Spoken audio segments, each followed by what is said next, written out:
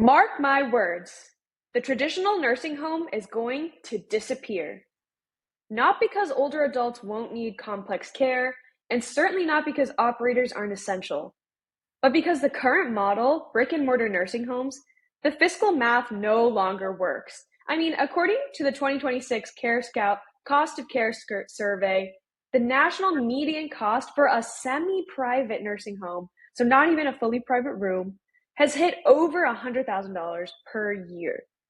And according to a 2025 Kaiser Family Foundation report, some states are covering 60% or more of all these nursing home residents. So this is definitely a looming budgetary crisis, both for the states and Medicaid spending, but also just for individuals trying to send their family to a nursing home. Additionally, the cultural tide is shifting. We're all aware that older adults just want to age at home too. They don't want to be sent off to a facility, to a nursing home, and a semi-private room at that one. Most importantly, for our leaders, I hope you hear this message. Shifting care to the home isn't just a preference. It's a necessity for the future. This is AI-powered caregiving, and I'm Ashanya Antapur, a product manager from Zemplee. At Zemplee, we're building AI-powered tools that allow older adults to age in place safely and stay connected with their care teams, professional and personal. Today, I'm joined by an exciting guest, Monte Coffman, who is Executive Director of Windsor Place, based out of Coffeyville, Kansas. Monty saw the writing on the wall years ago. From running a brick and mortar facility from the early 90s, Monty's also led his team through early adoption of things like home care with remote patient monitoring technology in as early as the mid-2000s. Since 2022, he's also been leading a revolutionary project called Nursing Home Without Walls, which is proving out a model where we can deliver high acuity care and oversight beyond a physical nursing home. Monty's also the cornerstone of the Coffeyville, Kansas community, where his commitment to local charitable projects like the local hospital and being the founding president of the Coffeyville Public School Foundation reflects his broader mission, ensuring that care is something we receive, not just a place you go at the end of your days. Monty, welcome to the show. Thank you, Ashanya. Glad to be with you today. We're excited to have you. I'm going to dive right in because you are a fascinating, innovative leader in the senior care space. And I think a lot of operators are really going to benefit from your knowledge, your shared knowledge. Can we start with a little bit of your background about Windsor Place? Walk us through how you navigated being executive director of this wonderful organization for so many years. What are some of the major transitions you've had to adapt to? Well, I think if I could make it simple, I would say to observe the world around you and put yourself into the place of other people and say, what would they want? What do they want? Mm. I'm a big believer in Stephen Covey in the notion of beginning with the end in mind, and so that's what all we've tried to do in the last 30 years is put ourselves in the position of other people, ask what do they want, start with the end in mind, and see how we can then build and deliver that. When you say other people, do you mean like the older adults in question, the caregivers, the staff? Yes, all of those. I think we are talking about the older consumer themselves. I think we're talking about the children of older consumers, and certainly we are talking about caregivers as well. Is that kind of what led you to start to look into providing home care and using technology to do that back in '07 or '06? Yeah. So in our journey, we knew people don't want to be in an institution. So Mm. our philosophy at the beginning was then let's not be one and change the delivery system inside the institution to deinstitutionalize it. But Mm. then by 1996, we had an opportunity to start Windsor Place at Home Care with caregivers in the home to support people there. And we knew that that expansion is where our vision Mm. and mission was, even though we continued to deliver care through the institutional settings simultaneously. And what we tried to do during that period, Ashanya, was to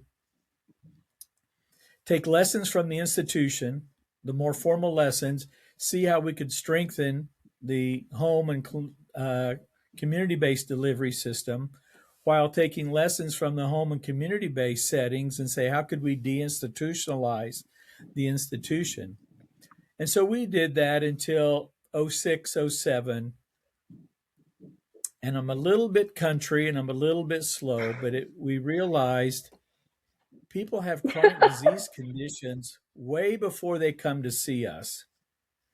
And so, what can we do upstream in the home to help manage and monitor the chronic disease conditions? And in most people, chronic disease comorbid conditions. How can we help them be successful and support them in their home? And so that was the beginning of our remote patient monitoring. Was in '06 and '07. I mean, I think it's so interesting you're saying your country and slow, but I do really believe that what y'all did and the vision is pretty advanced, considering this was roughly 20 years ago, and there are still home care agencies, many that haven't adopted RPM technology yet or haven't warmed up to this idea. They're kind of operating on the more traditional model. So kudos, kudos to you and your organization, really. What was it like? Did you find that running a brick and mortar and running a home care was beneficial to your organization?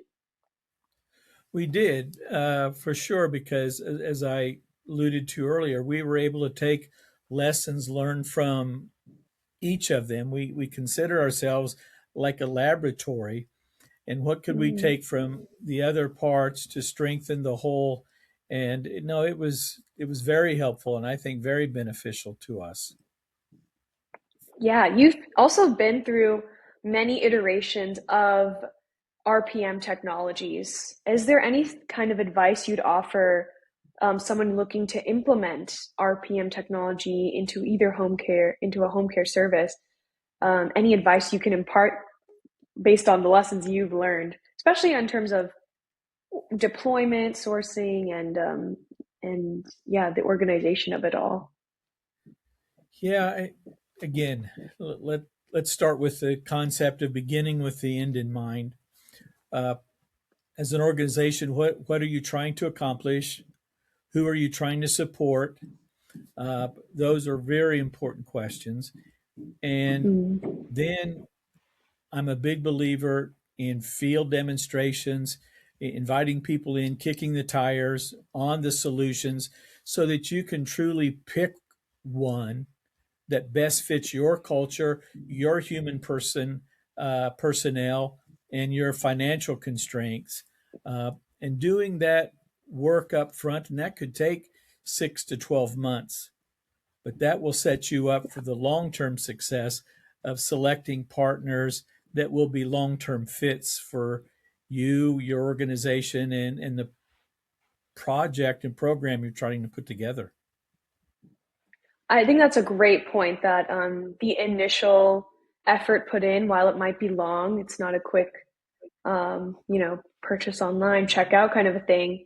Putting in that initial work is really what will set you up for success. And I do love the concept of looking at what you are trying to accomplish at the end of the day rather than trying to adopt a technology because it's going to give you certain benefits, certain payoffs, certain advertising incentives, things like that. Very, very much so. And I would add this, it does. We've seen many organizations, and I'm sure you have too, that the new fad is out. The new buzz term, the new buzz equipment is out. And so people go and grab it with no real sense of how does that fit. Uh, and we see a lot of displaced equipment along the road that gets put to the side. And I'm just a believer in that heavy work in that first 6 to 12 months in the selection and the identification of objectives and why, and then make a good selection for your organization. That's great advice. It's great advice. I want to switch a little bit into some of the other type of work that you do. You're an executive director, obviously, of a care and service providing agency. But you also are really heavily involved in terms of advocacy and sort of the legislative side of care. And I think that's something that most home care operators and senior living operators don't really get the chance to always dive into. One of my first questions is, looking forward, back to what I said in the intro about how traditional brick and mortar nursing homes are not fiscally responsible, not going to be supported going forward. What, in your opinion, is sort of the budgetary math behind this? How would state spending and Medicaid spending benefit from some rebalancing towards home-based care? Yeah, and that's really a great question, Ashanya. So you are right with your early statistics that on average, institutional care, even here in Kansas in the Midwest, is over Mm. $100,000 a year. And It's just and it's unpayable. right. I don't know who can pay that on either It's side. rising fastly. It's rising quickly. We sold in 2022 our institutional business. And here in Kansas, the rates for institutional care have increased by 50% since then. And it is unsustainable Wow. at that pace. We have found, and our experience is that with the solutions that we have put together, we believe that we can provide an alternative to persons in institutional care for a third of that price or the third of that cost of supporting a person in their home. Your question about advocacy, that's a big word, and I try to reduce it down to storytelling. And if I, as a provider, and as I, Mm. as a project manager, can't tell my story, then who can? And so that's what we've tried to do is to be active in our storytelling. So, Monty, you mentioned one way to think about advocacy is by thinking about storytelling, as if you're trying to tell someone who's busy, who is getting a lot of requests, and who has to manage budgets about a story or why they should believe what you're saying. Does that sound right? Yeah, you have to understand the audience you're talking to and that you are giving them a solution to a problem or a challenge that they are faced with. And in this our particular case, we're trying to tell our story and provide a solution to legislators and policymakers who have financial constraints that they're trying to manage, but also consumer expectations. And we think that on both of those fronts, our story is relevant and one that needs to be telling. And who better to tell it than us? That makes a lot of sense. When you say consumer expectations, can you elaborate on what that means a little? Well, consumer expectations. I think people want good care and good care outcomes, but financial considerations and financial costs are a huge issue for people to commit to, and done in the place of their choosing. People want to be home where their stuff is. People want to be home where their memories are. And so I think those are the customer expectations that we focus on and try to answer for. I think this is really valuable because when, for example, say if you're working in age tech or you're working in older services as an operator, as a caregiver, your story is more about improving care, improving someone's life, maybe even improving outcomes. But it's important for people to realize that when you're going to talk to, large state officials or large Medicaid representatives, the story does have to shift. You're still committed at the end of the day to providing great care, to adapting with the times and taking care of this population. But if we want to make effective change, you got to tell an effective story. So I think that's really valuable That's advice from your correct. experience. Yeah, and one of the other dimensions and approaches we've taken is we involve family and or consumers in the storytelling so they can tell their story and their experience. And we've also invited and have taken legislators and policymakers into the homes of consumers so they can see it, feel it, touch it, and talk to the consumer. So uh, there's a variety of avenues and mediums that we're using in our storytelling. I see. What are there any policy changes that you're looking forward to or would be excited about to help change the way care is delivered for older adults and their families? Well, I think one of the biggest policy changes is that there become permanent funding to some of our technologies and our interventions. To this point, we've had some grant fundings, we've had pilot fundings, but for true widespread policy Mm. implementation to happen, we need permanent funding streams. And again, we think the solutions we're bringing forth make great fiscal sense from a policymaker standpoint, in that we're saving net cash, net dollars for claims being processed. But to get the adoption, there needs to be permanent public funding. Yeah, that makes sense. And I agree that it does make more fiscal sense because even according to like a KFF report, and it was on Medicare spending itself, but transitioning and rebalancing a little bit more to home care based services, weather technology, and mostly with the support of technology, they were able to care for, I think, like three times as many people. So the same budget for one person being in a nursing home for a year was covering like three people in this case. So yeah, we're excited as well and hope we see some changes. And I think um, everyone is cottoning on, at least on the consumer side. So hopefully we'll see that drive some policy change going forward.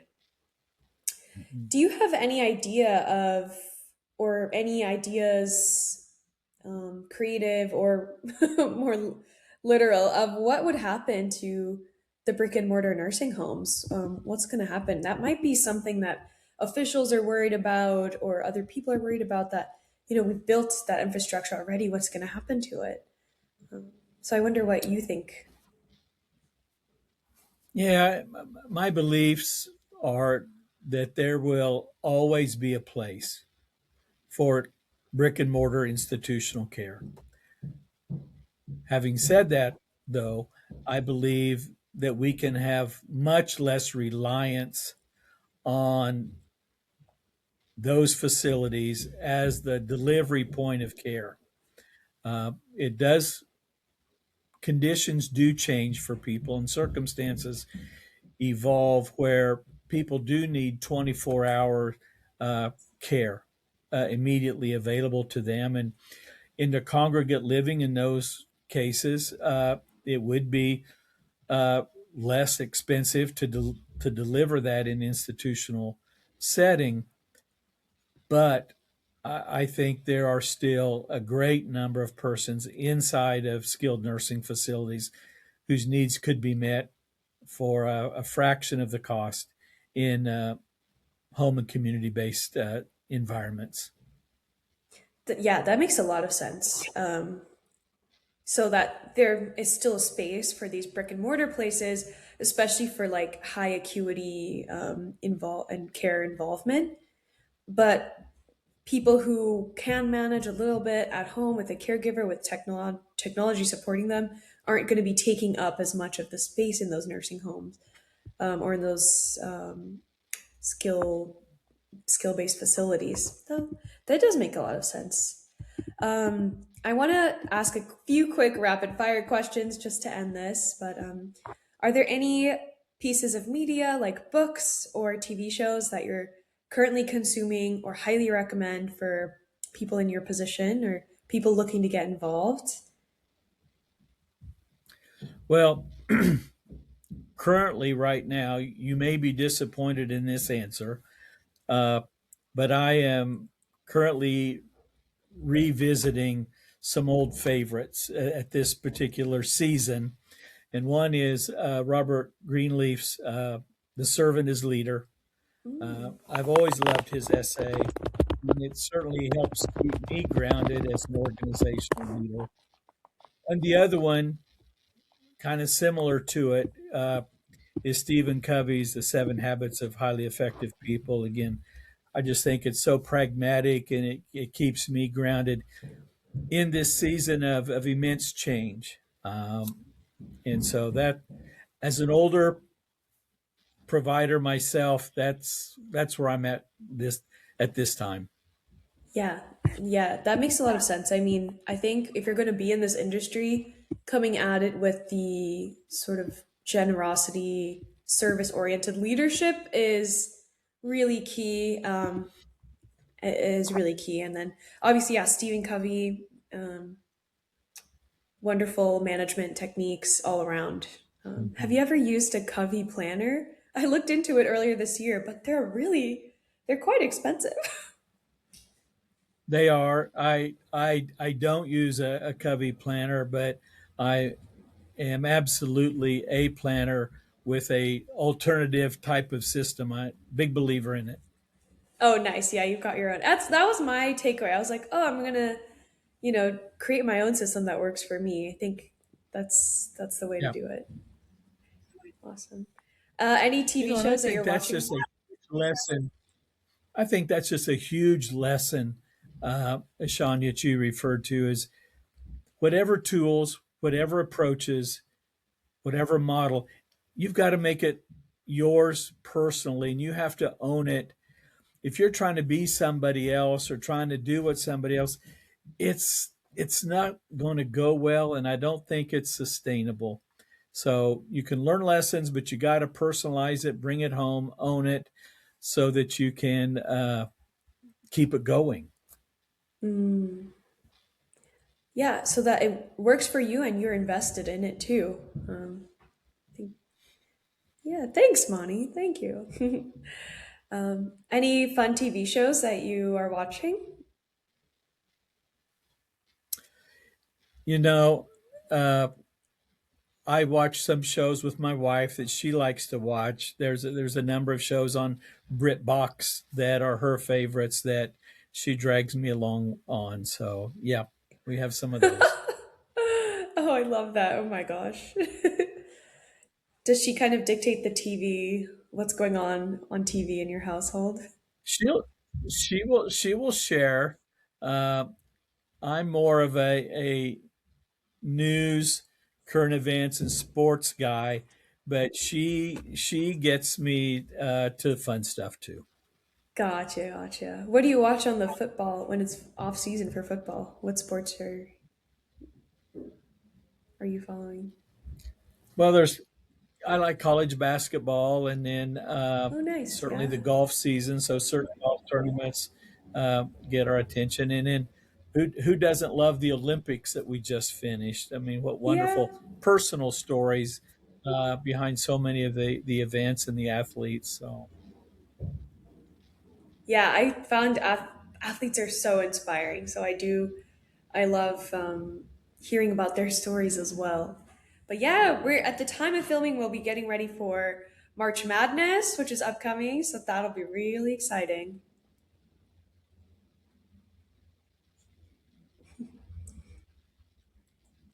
Awesome. Well, thank you so much, Moni, for being on our little show. We were so excited to have you, and I'm so glad that we got to hear your insights. You are an innovator, you are a people mover, and a policy changer. And so I hope a lot of people can take these lessons and apply them in their own life, in their own spaces, and move them forward.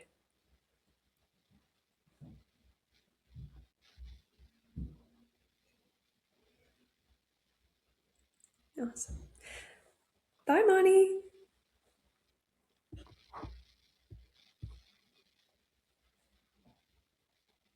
Great. We had a mid podcast